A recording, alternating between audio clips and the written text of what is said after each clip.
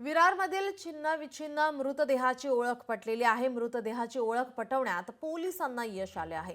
मृतदेहाचा शिर कापून धड गोणीत भरून नाल्यात फेकल्याचं प्रकरण कौटुंबिक वादातून पतीकडून पत्नीची राहत्या घरात गळा दाबून हत्या करण्यात आली आहे।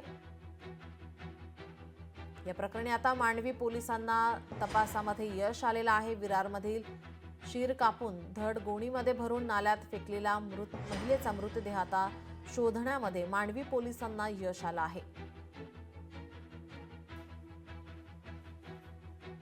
ही हत्या ही जानेवारी 8 ला रात्री 9च्या अर्ली मॉर्निंग मध्ये हत्या झाली होती। त्याच्या हसबंडनीच ती हत्या केली होती। हत्येचं कारण असं होतं की दोघांमध्ये घरगुती कारणावरून वाद होत होते आणि त्या वादाच्या अनुषंगाने त्यांनी त्याचा गळा दाबून खून केला होता आणि या ठिकाणी आणून बॉडी धड वेगळं केलं आणि धड मांडवीच्या हद्दीमध्ये टाकून दिलं आणि बॉडी या ठिकाणी डंप केली होती। या घटनेचा आढावा घेतला आमचे प्रतिनिधी संदीप गायकवाड यांनी। पाहूयात।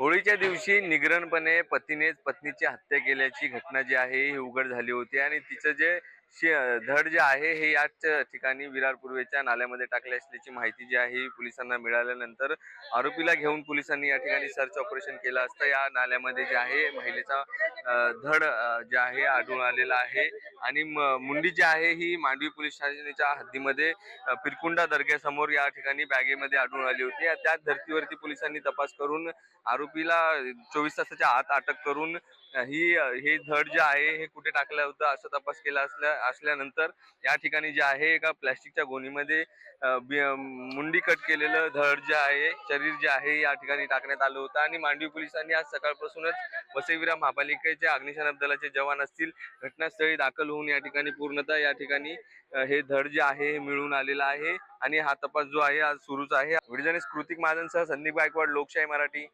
विरार। लोकशाही मराठी ऐका, पहा, जागरूक रहा।